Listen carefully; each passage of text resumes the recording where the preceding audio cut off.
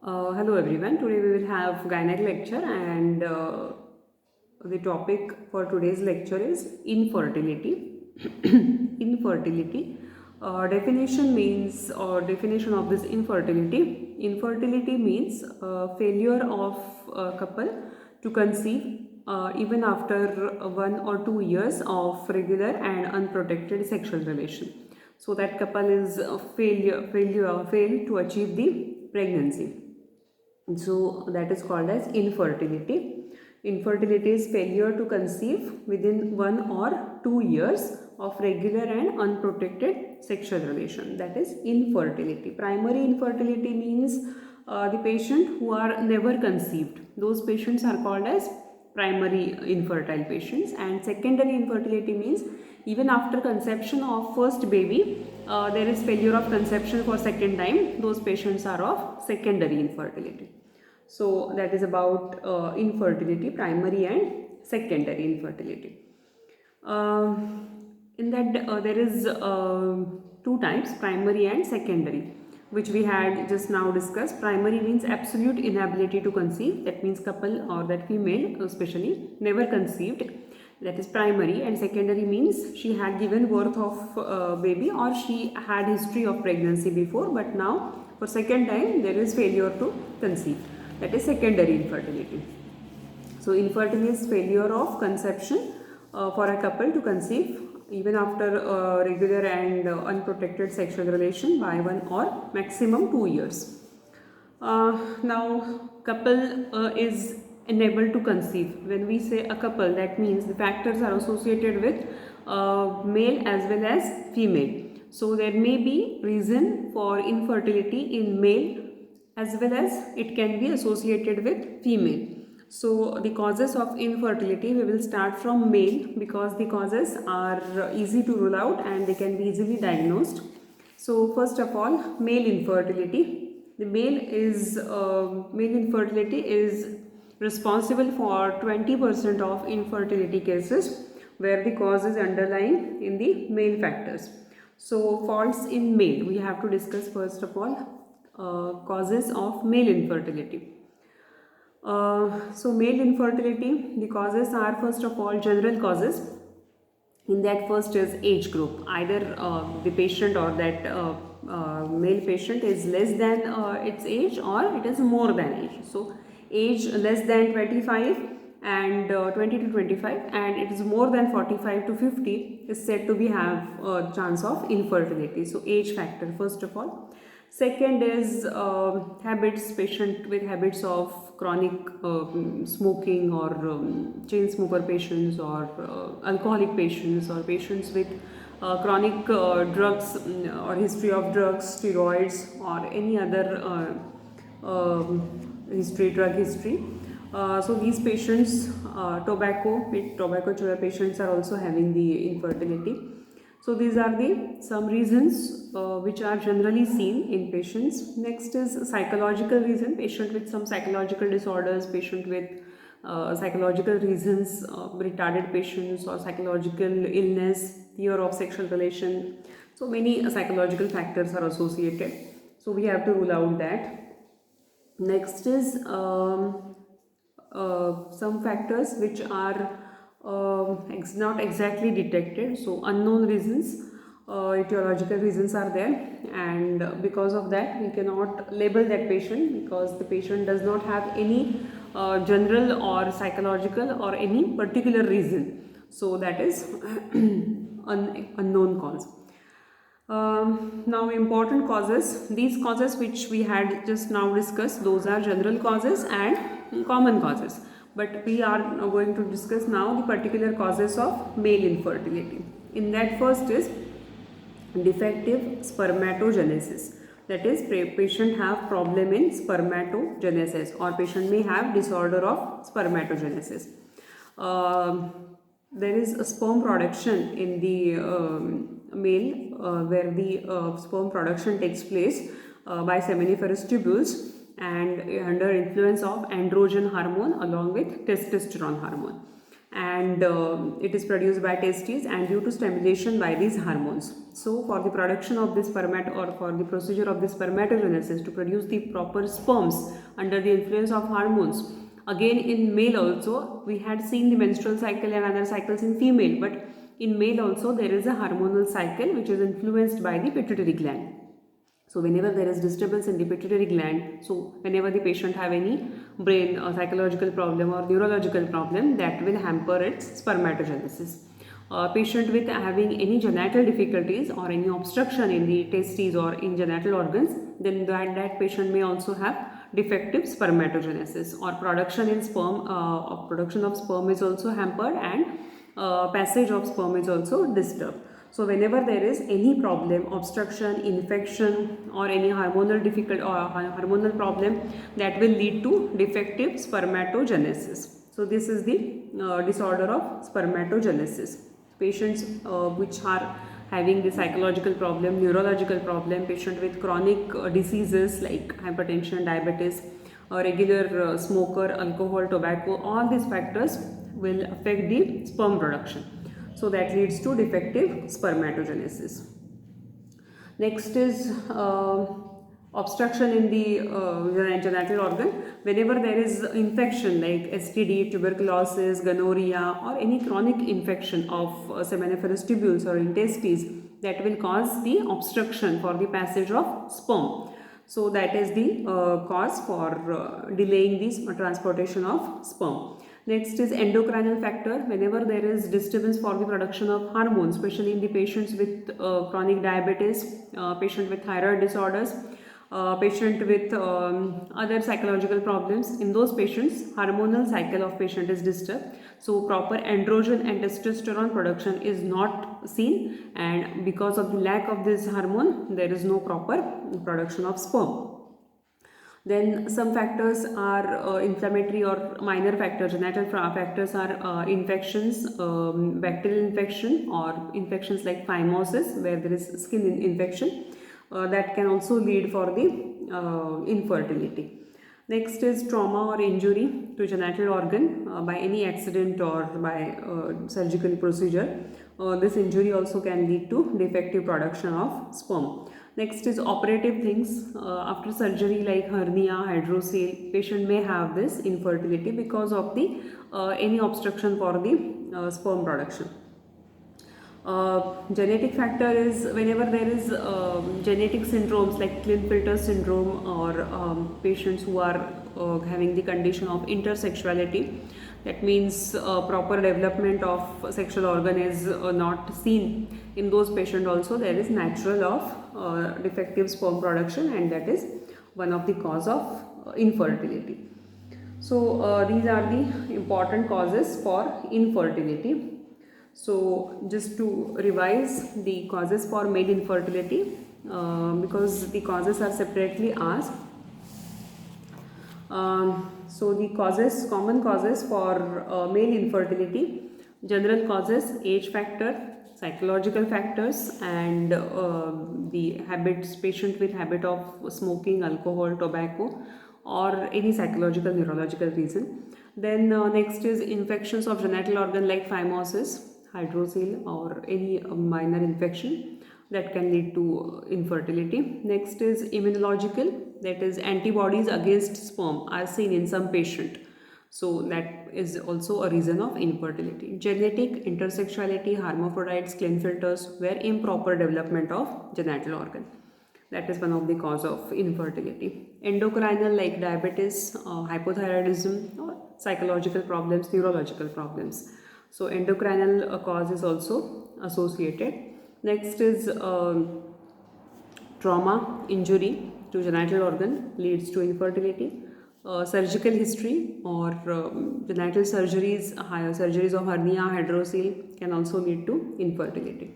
Important causes: spermatogenesis, disturbed or disorder of spermatogenesis, improper or less production of sperm is the cause of infertility. So whenever there is problem or there is any difficulty of production of sperm, because of the lack of hormone, androgen testosterone, because of the genetic or developmental defect, improper development of genital organ, because of the transportation defect, because of infections of genital organ, obstruction in genital organ. All these factors can lead to defective spermatogenesis. Either there is less production, either there is defect in transportation, either there is less hormonal level. So all this will lead to defective spermatogenesis, sperm production, and that will be the cause for infertility. So all these are causes for infertility. Again, important is there is a known cause where the clear cause is not known in some patient. That is also the reason for infertility. So all these things are causes for infertility in male patients.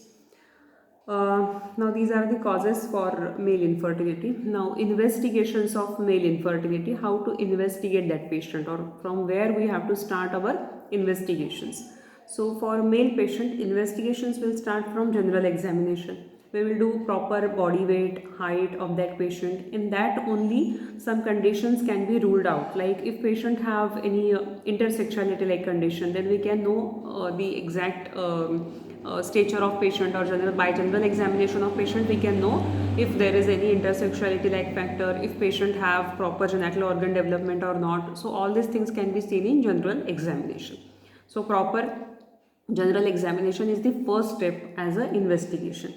Next is case taking, proper history taking. We will take the detailed history about medical things like patient have any hormonal treatment previously, patient have any steroids, chronic treatment, chronic disease, and patient is having any treatment for that like diabetes, renal diseases, or any major diseases.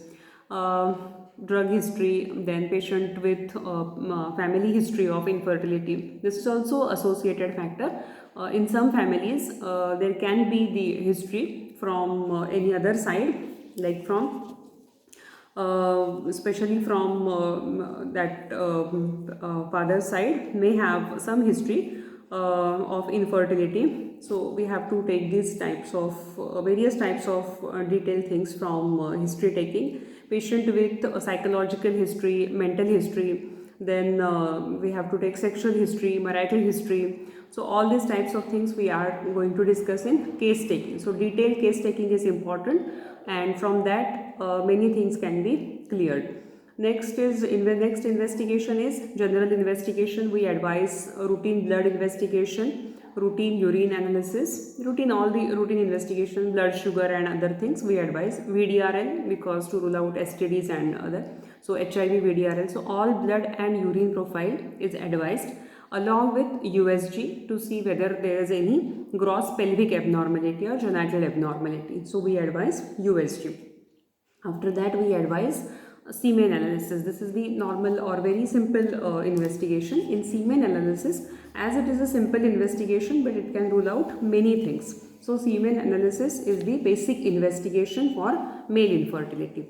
So normal semen report is the total volume or normal volume of semen should be 2 to 5 ml, and sperm count should be 60 to 120 million per ml. Sperms should be present in that semen. So sperm count is 60 to 120 million per ml.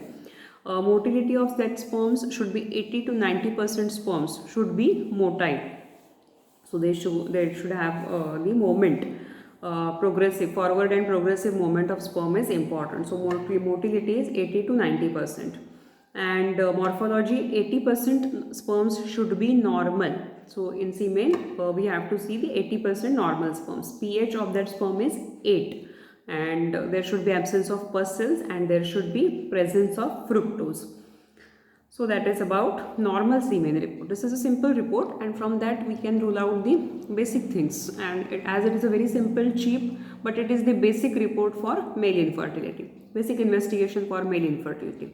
So semen analysis, normal volume is 2 to 5 ml, sperm count 60 to 120 million per ml, motility 80 to 90%, morphology 80% should be normal, and pH should be 8. No pus cells with fructose, it should have fructose. Oligospermia means sperm count is less than 10 million. And azoospermia means absence of sperms. Aspermia is absence of semen only, and teratozoospermia means abnormal sperms in that semen. 40 to 50% sperms are abnormal. So these are the terms which are associated with the semen report.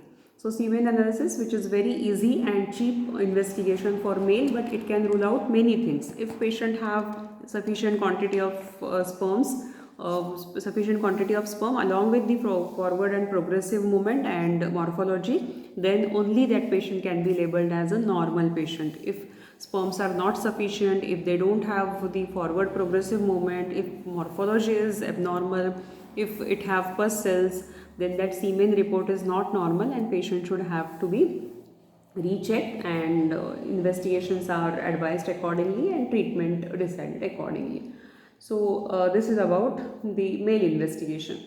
Along with that, we do the investigations as per the patient's condition. If patient have any obstructive reason, then we advise the investigation like laparoscopy or any other investigation, USG laparoscopy. If patient have any injury, trauma history, if patient have any operative history, we advise the further investigations according to that. So these are the investigations we advise for male patient. Now depending on this report, we can advise the patient further treatment of infertility. If the male partner is having any defect for this semen report, or any normal things are not seen in that patient, then we advise the treatment for that patient.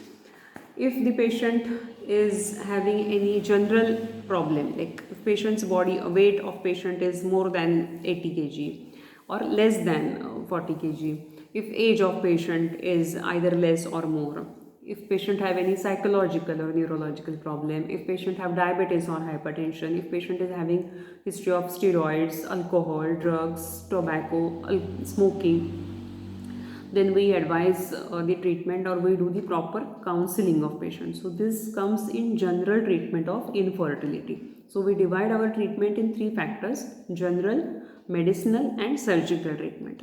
So we categorize the patient according to that.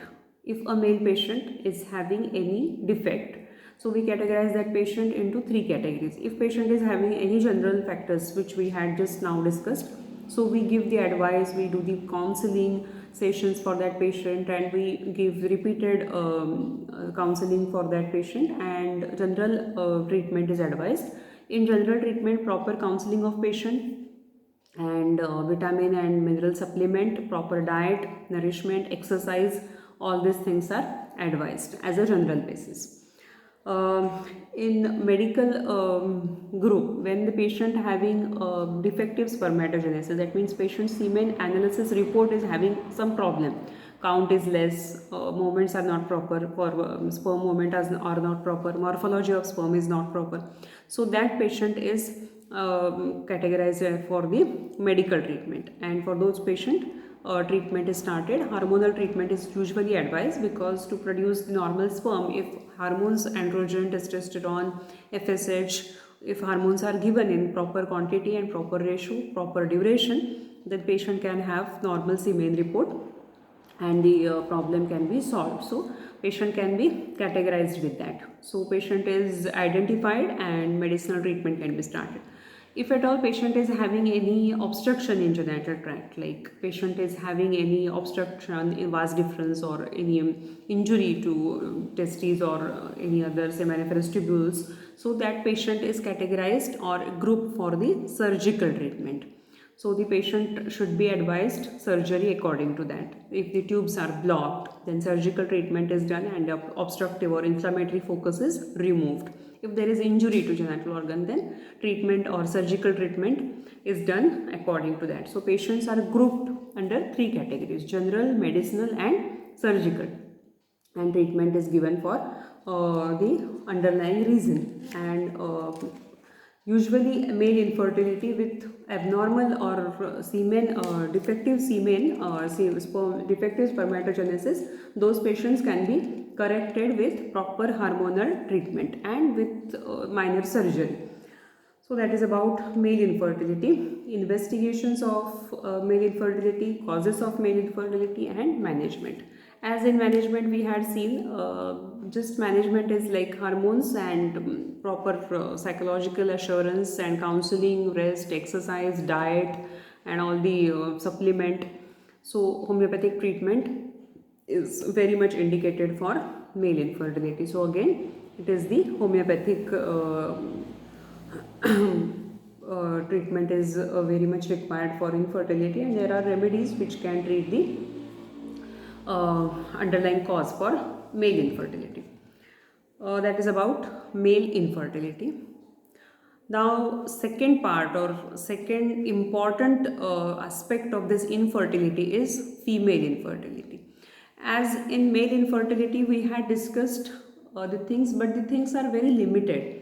They have just infertility associated with spermatogenesis. If at all there is proper spermatogenesis, normal sperm count, motility of sperm is normal, morphologically it is normal, then patient does not require anything to do further. But in female infertility, there are many things should be investigated and should be categorized. So female infertility is the important thing for basic infertility, as infertility is the thing which is associated with both male and female. So male factors, when we rule out the male factors, if at all there is problem in male, we can give the treatment according to that. But if the male partner is normal, then we have to do the investigations for female. So now coming to female infertility. Female infertility, causes of female infertility as same like male infertility, general causes we will see first. In that, age factor, age either less than 20 and more than 40-45. That is the cause for more than 35 to 40. That is the basic cause for female infertility. So basic is age factor. Next is obesity, either excessive weight, either less weight by anemia, and these are general causes. Psychological reasons, fear of sexual relation, fear because of many factors. So psychological factors are there. Other causes are immunological causes, antibodies against sperm. Sometimes in female, antibodies are seen in cervical mucus against that sperm. So that is immunological cause. Genetic causes are intersexual patients, hermaphrodites patient who does not have proper genital organ development. Those patients are having this infertility. These are the basic causes. Now we will go for the genital causes. First of all, genital causes, in that first is uterine causes, genital organ which is very important, and we should look after for the first organ, that is uterus. So any defect in uterus like fibroid, there should be septum in uterus, gross infection in uterus, all these things will lead to infertility. Infections of uterus, malformed uterus, septated uterus, hypoplasia of uterus, tuberculosis of uterus, adhesions of uterus, endometritis, obstruction in uterus. So this uterine fibroid, cyst, polyp, these things can be related with cause of infertility.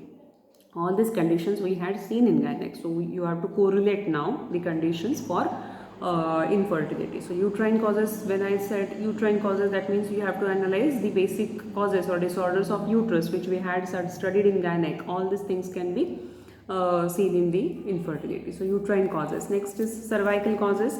Cervical causes, position, abnormal position of sperm, cervix, abnormal position of cervix can be important cause. Then normally cervix is situated in the direction which is forward, but in some patients cervix position is changed, and because of that there can be the infertility. Next is cervical mucus. Normally the cervical mucus is thin and it have pH that can maintain the sperms, but in some female where there is increased pH, then that can lead to death of sperm in the cervical mucus only, so that there will be infertility. In some patients cervical mucus is very thick, so that they don't allow the sperms to enter. So all these factors can lead to infertility. Again we had discussed antibodies in cervical mucus. In some patients there may be antibodies in mucus, so again that will be the cause for infertility. So that is about cervix. Next is ovaries. Ovaries, you have various causes of ovary like ovarian cyst, ovarian polyp, PCOS, polycystic ovarian disease. So all these things are seen. Fallopian tube causes are defects in fallopian tube, obstruction in fallopian tube. If tubes are obstructed, there will be no transportation of ovum from ovary as well as sperm transportation. So obstruction in fallopian tube is the major cause. This obstruction may be because of tuberculosis, maybe because of infections like PID, maybe because of foreign body like copper T, misplaced copper T. So these are the things fallopian tubal causes. Next is vaginal causes. Patient with vaginitis, severe vaginitis infection. Then some patients with other things, genital organ deformity. All these things can be associated with. These are the genital reasons or general obstetrical gynecological reasons which can lead to infertility. These are the reasons which we can have for cause of infertility. So step by step we have to rule out the reason, underlying cause for infertility. Now these are the causes for infertility. Because of this, patient can be having failure of conception. So now our investigations start for that female patient, and our investigations will start from basic investigations, general investigations, patient's weight, basic, because either excessive weight or low weight can be the cause of infertility. So weight of patient is important. Then proper case taking is important. In female, we have to take her case by taking her menstrual history from her basic starting of menses, that is menarche, first menses. From that we have to take about the regular menstrual cycles, if patient is having any menstrual problems, so proper menstrual history. Then proper surgical history, if patient is having any surgeries, operations, major things. Then medicinal history, any major disease, treatment for that disease, chronic treatment, history of any drugs, steroids, alcohol, tobacco, all these things. Patient with history of STDs, tuberculosis, so major disease history. Then contraceptive history, if patient is taking any contraceptive or previous contraceptives, so there can be misplaced copper T. So all these things can be counted in history. Then a patient's sexual history, because those things are very important. Sexual relation during ovulation is important for the fertility. So basically we have to take all those things also. Family history, history of infertility in her family, past history. So all these things are commonly seen or very important for the history part. General examination is the basic step for investigation. In general examination also we can rule out many conditions. If patient is having weight problem, if patient is having any general problem, neurological problem, psychological problem, marital problem in her married life, sexual problems, genetic problem, if patient having any intersexual like condition or genital organs are not developed properly. So all these things can be ruled out in general examination. So basic investigation is general examination. After that, blood examination, urine examination, HIV, VDRL, torch, all these basic profile. USG as a very common investigation we advise for ultrasonography. After that, we advise some investigation to that patient. By USG also we can rule out many conditions. If uterus is retroverted or anteverted, if patient is having any gross inflammatory mass, PID, endometriosis, any major defect in pelvic organ, that can be detected in USG. So after that, if there is no problem in her genital organ grossly, if there is blood reports and other things are normal, then we have to proceed for further investigation. We have to do the investigation step by step, because all the investigations are not indicated for every patient. Every patient doesn't require laparoscopy. Every patient doesn't require detailed hormonal assessment. Some patient may have small cyst, or some patient may have small septum in uterus. Some patient may have retroverted uterus. Some patient may have inflammatory mass. So these things can be ruled out in USG. In blood investigation also we can rule out if patient is having severe anemia, if patient is overweight, if patient is having any psychological problem. So we can rule out the things depending on her cause. So we have to proceed in that manner. Ruling out general things by blood and other investigations like USG, we have to now proceed for further investigation. We advise laparoscopy. Laparoscopy is advised to see whether the patient having any pelvic abnormality or any disease which cannot be seen by USG. So underlying disease, any underlying deformity in her uterus, fallopian tubes, ovaries, that can be seen by laparoscopy, because laparoscopy is a technique when we enter in the abdominal cavity and we visualize the cavity. Surgeon can directly visualize the genital organs. So he can see whether there is any foreign body in uterus, whether there is a misplaced property in uterus, whether there is a thick septum in uterus, whether the patient's fallopian tubes are blocked, whether there is any abnormality on ovary. So we can see the rule out the investigation, we can rule out the fault by laparoscopy. So next investigation is laparoscopy or hysteroscopy. Hysteroscopy is also advised for seeing the underlying pathology. After that, some patient may require D&C, that is dilatation and curettage, to get the sample of uterine endometrium. So these are the basic investigation which we advise for the patient. If at all there is no problem in USG, laparoscopy, hysteroscopy, then we advise the patient for ovulation investigation. In ovulation investigation, that is, those investigations are called as tests of ovulation. When the patient does not have any anatomical reason, then we have to see for ovulation, if patient is having her normal ovulation or not. If there is positive ovulation, if ovums are produced normally, then only we can expect for fertility. If there is no production of ovum, then there is no chance of fertility. So basically we have to do some test for ovulation. In that, basic test are BBT, that is basal body temperature.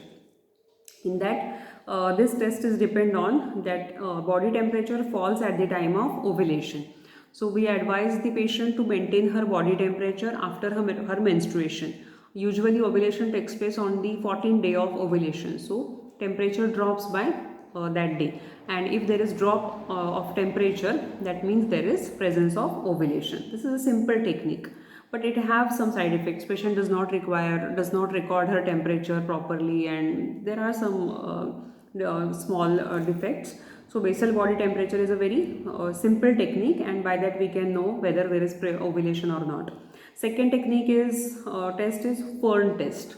We took the cervical mucus in laboratory during ovulation. We advised that patient to come during that period, and we took the cervical mucus. It is studied under microscope, and if there is ovulation under the influence of estrogen, cervical mucus shows the fern-like pattern, fern tree, that leaves are having a particular pattern, and that pattern is seen on the cervical mucus, in the cervical mucus. So whenever there is ovulation, mucus will show this fern-like pattern. If there is no ovulation, cervical mucus will not show this fern-like pattern. Next test is thread test. Cervical mucus during ovulation, it becomes like a thread. It can be stretched. So we advise that patient on the day of ovulation, that is 14 day, usually advised 12, 13 to 14 day.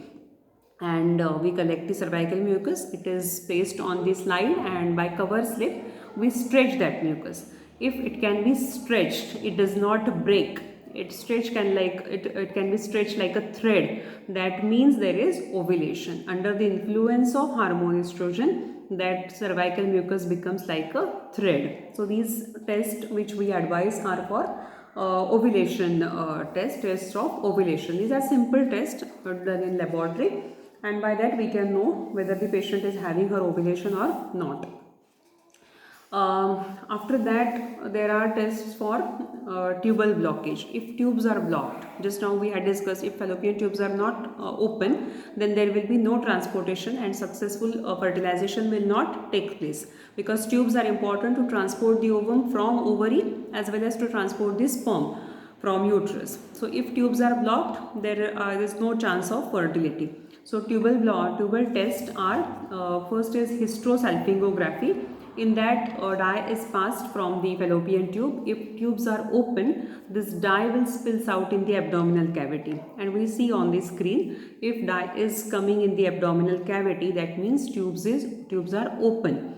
If that dye remains in the fallopian tube, that means there is obstruction in that tube. That dye cannot pass through that tube. So it is a simple technique, hysterosalpingography.